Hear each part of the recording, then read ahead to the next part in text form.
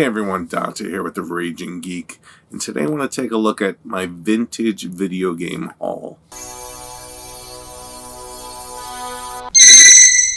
So I bought a couple of games on eBay, and these games were games that I played many years ago. They hold a nostalgic quality to them where, I felt the need where I needed to get the original game and even the packaging with it, to kind of solidify that nostalgic quality about it. Two games in particular.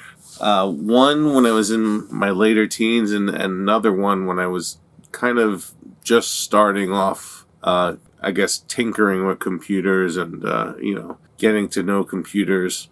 And I'm sure everyone has their particular games from their youth that either hold a special place in their heart. They either liked it for some particular reason, or they, spent countless hours, days, months, maybe even years playing it. But yeah, these two particular games, I want to say not my favorite games, but definitely games that kind of struck a chord with me where I felt I wanted to get the original game and packaging. And as we look at these games, and it's only two games. As we look at the games, I'll let you know the nuances between the two on why I might have gotten it. Yeah, vintage software these days. Definitely a big market, I want to say. Depending on the condition of the original software, how complete it is. The prices for some of these titles can go for, many hundreds of dollars, depending on the title. Not very different from like original NES games or, console games. Vintage computer games, definitely a viable niche market and commanding a hefty price, depending on the completeness and condition of the software.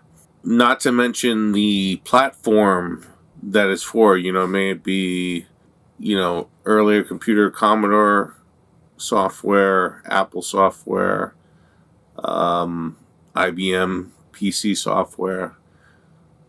So let's take a look at what I got. I bought these two particular software titles off eBay. And the first one, the original Diablo. And I thought that was a significant title. Definitely one of the first titles from the mid to late 90s, where this is when internet cafes started to popping up everywhere. Especially, I grew up in New York City, so, you'd see them start just popping up everywhere.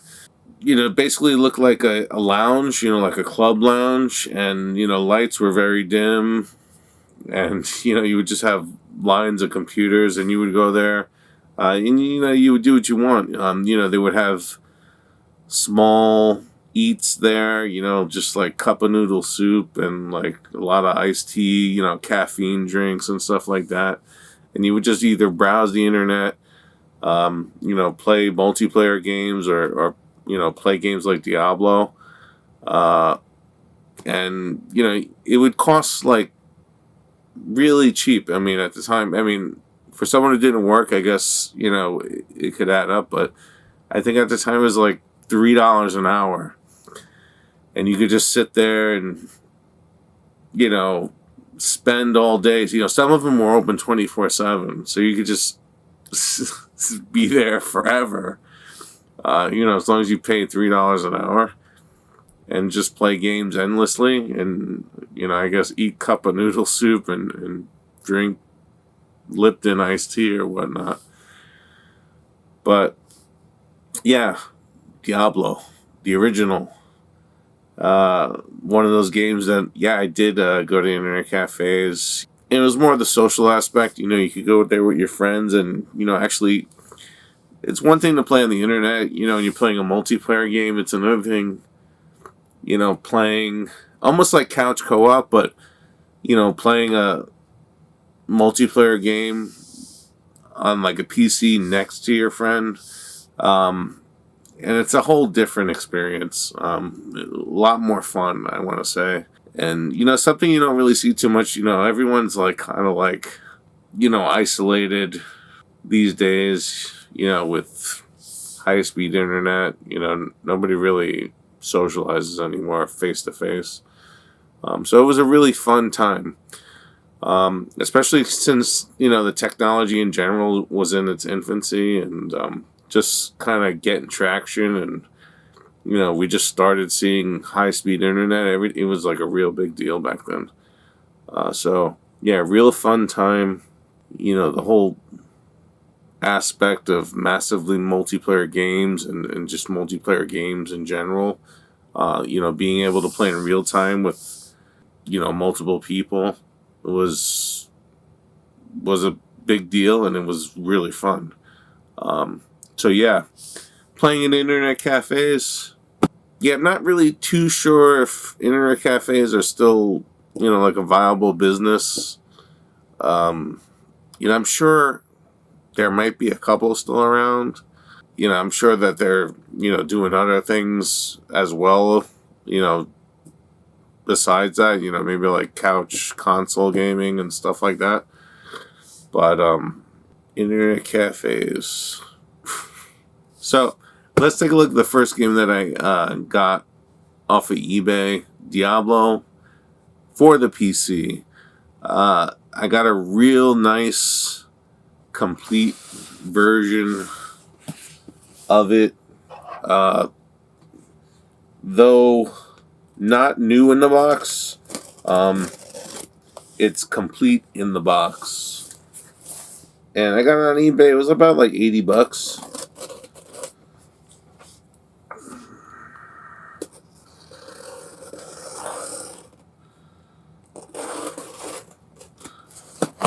And I thought it was really cool. Definitely. And I have a lot, as far as like me in particular, I have a lot of complete software, original software.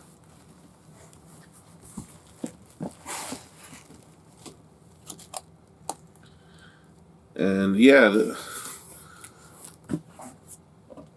so let's take a look at it. Very crisp box. With the exception, it's got a small tear up here.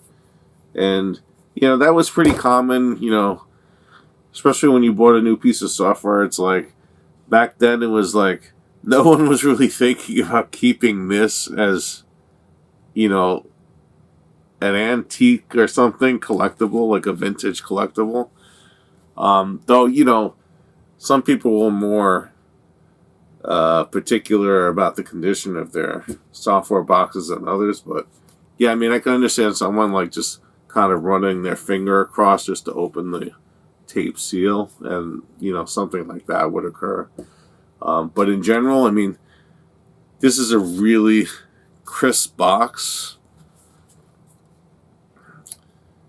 and this is when it came out, 1995. Game of the Year, Diablo. Man, I remember this like it was yesterday. And folds out like this. And look at the price tag.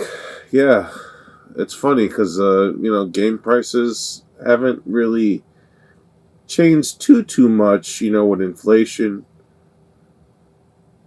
$49.99. And games have pretty much hovered around $50, even till today. With the exception now, I'm hearing with the Switch 2 games, they're like going for like $100 or $90 a piece or something like that. And a lot of, PS5 games, they go for like $60 to $70 a piece. But still, 30 years, inflation as far as software really hasn't hit too hard. if you think about it. And Comp USA, if you know, if you're not familiar with it, at least in the Northeast, it was kind of the one of the biggest retail computer stores around at the time. I mean, it was like Toys R Us and Best Buy, like crammed into one. For computers, it was really great. I mean, there would be like 2 stories worth of just computer heaven. And yeah, it went under like most big retailers. I don't remember when exactly. Probably like in the early 2000s, I want to say. But yeah, Comp USA, another big piece of nostalgia. But this particular software, designed for Windows 95, another milestone in Windows software.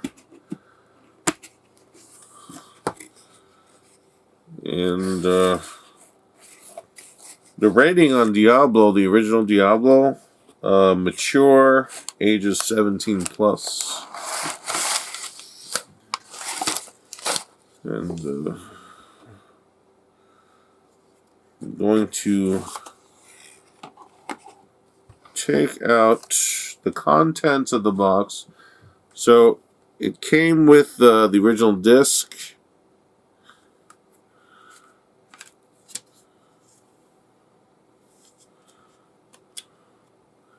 And pretty good. Not really, I don't know if you can see, but pretty clean of this. I mean, there's a few little scratches, but nothing major. I mean, overall, a very sound disc.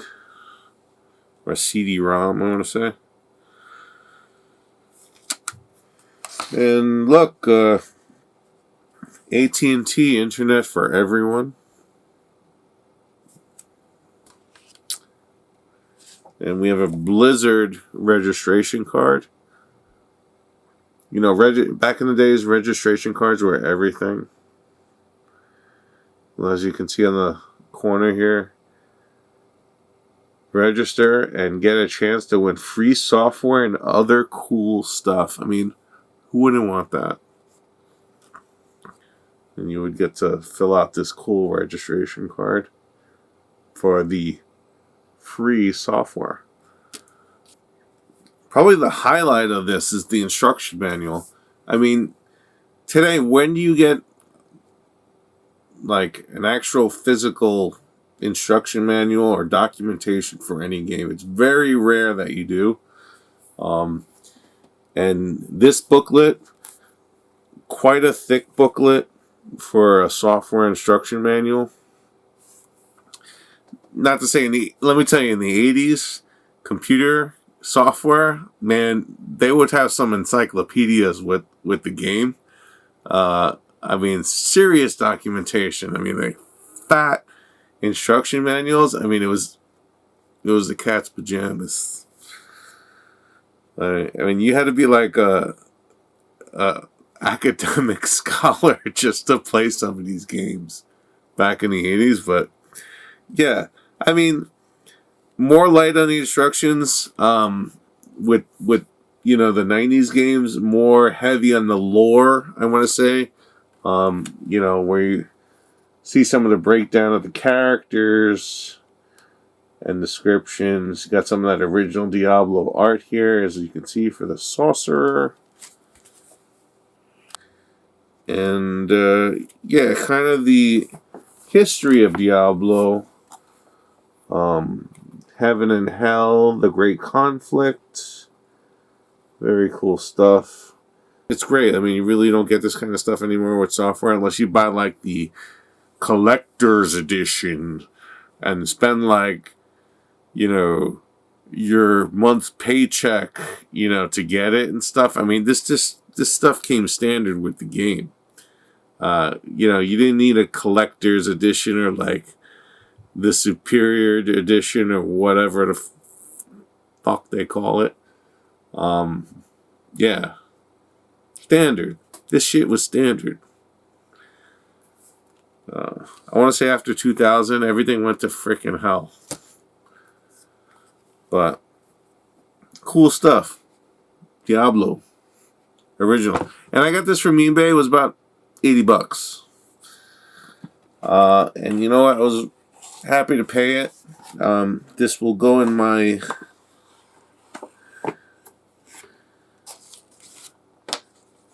shelf with other vintage software in the box. It'll be a happy addition to my collection. And moving on. 1995. I was like in my mid-teens. Definitely getting into a lot of mischief. Staying out late in internet cafes doing who knows what when I wasn't playing Diablo. But definitely fun times.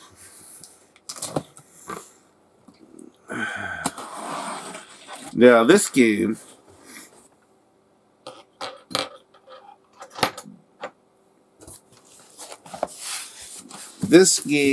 I first played on the Commodore 64. I want to say late 80s. And I have a box version of the Commodore 64. This particular version that I got is for the PC. It's pretty much the same as the Commodore 64, except the discs are for the PC. And they're 3.5 inch as opposed to 5.25 inch, which would be for the Commodore 64. But played this a lot when I was younger. And yeah, this was pretty much at the end of the 80s, 1989. I have a lot of fond memories of this. Dr. Doom's Revenge. And it's like an action comic book, I want to say. Definitely a lot of comic narrative in it, with some basic action sequences that you have to play through. And I got a few copies of this sealed. They went for $30 a pop. As you can see, sealed.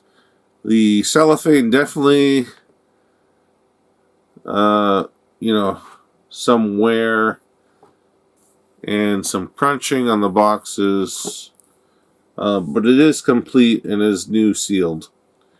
If you did not know, each one of these has a Dr. Doom's Revenge comic book. And if you can find a high grade of this book, it can, fetch quite a price, with collectors. So, having a sealed copy of this software, you pretty much, it's like having a, almost like a baseball card pack, with a chase card in it that that's in there already. But yeah, Dr. Doom's Revenge comes with a comic book if you're into comics. So $30 a pop. I mean, pretty much the software pays for itself. The comic pays for the whole software. I mean, the comic is pretty much going to be, near mint in the box. Given it's rolled out, you can flatten it.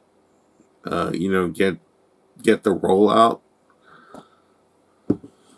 And there's various methods to do this, but The most obvious, using a heat press, but there's other ways to do it. I mean, you could stack some books on it, leave it there for however long, with enough weight and enough time, it'll press out. But yeah, it's funny because I told the guy pick me some good ones, and I'm like, I think he picked me the fucking worst ones possible. But yeah, another one, the cellophane, kind of ripped, still sealed and complete though. Another one with the seal. I mean, hey, it might have been the best ones he had. I don't know, or she had. Who the fuck knows? But I was kind of like, pick me some winners. And again, more ripped ones. But hey, maybe that's the best I'll get. I don't know. So I bought 4 copies of this.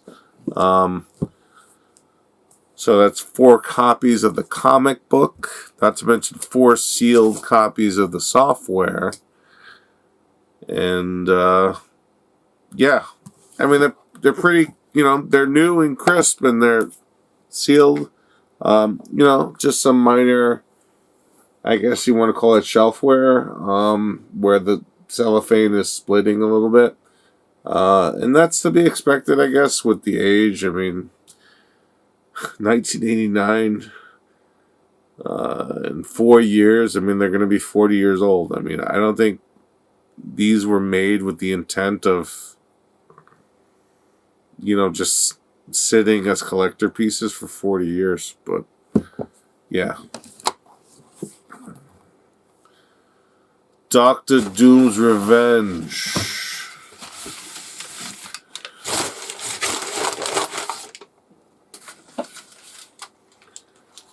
And, yeah, I'll be contacting the guy that bought it from him and be like, yeah, you really picked me some fucking winners. Thanks. But still good. And, I plan on opening one of these to play. I mean, I have a USB 3.5 inch drive. I want to see how this plays on Windows 11. It should be interesting.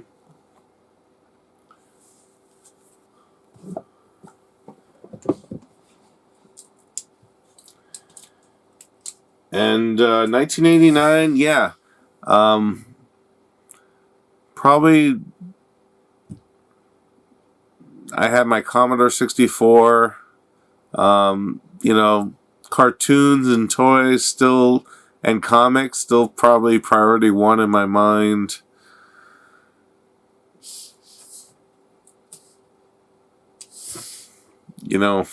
Until the 90s.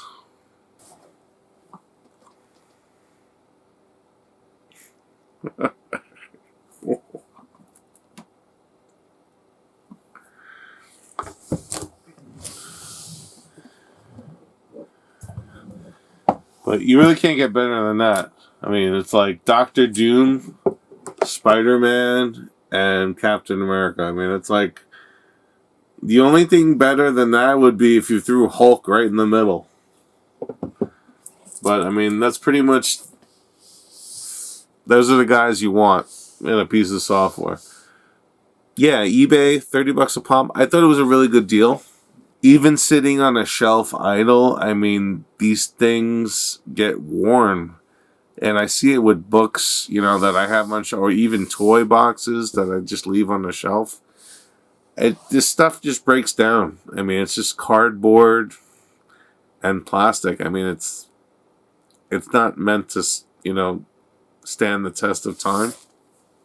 Yeah, I might just keep my grief to myself and not rip into the cellar, but who knows? Let's see what kind of mood I'm in. But yeah, that's it. Those were the 2 games I got. And yeah, Diablo, I want to say Diablo up there with, as far as PC games, on my top as far as PC games and, top original PC games, yeah, you got Diablo, I want to say, Quake, Doom, obviously, Duke Nukem, and what other? Oh, games like probably like StarCraft and Warcraft, those type of games, and there's probably a bunch of others too, like Unreal, things like that. I could probably go on, but as far as I'm concerned, I played a lot of Diablo, Quake, and Warcraft and StarCraft in the 90s. I mean, that was like a lot. Spent a lot of time playing those games. I had I liked in the late 80s, I liked comic books. I had a Commodore 64. I enjoyed this game. There wasn't too many comic games out at the time. I want to say another game I had, Batman, probably another big game for the Commodore. That was the movie Batman for the Commodore 64. Then that's because 1989, also when the original Michael Keaton Batman came out, the movie. So, you had the software came out too at the relative same time. So, yeah, it was a game that kind of stuck with me nostalgia wise. Quest Probe, there's also comics for that. That was another comic game collab, I want to say, at the time. Quest Probe, they did a Hulk one, and I believe a Spider-Man one. I'm not sure if they did another one, maybe with Captain America, but yeah, it was like a whole video game comic tie-in, Quest Probe. And I had that too. Probably want to, it might be another one I want to look into. But yeah. And that's it. This was The Raging Geek. I hope you enjoyed this video. Let me know in the comments, what games did you like when you were, younger? Late 80s, in the 90s. Were these the type of games you played too? What was your favorite game? And, what game sucked hours, days, or maybe months and years out of your life? Let me know. I'd like to hear it. Thanks for watching. Please like and subscribe. Come again soon and take care.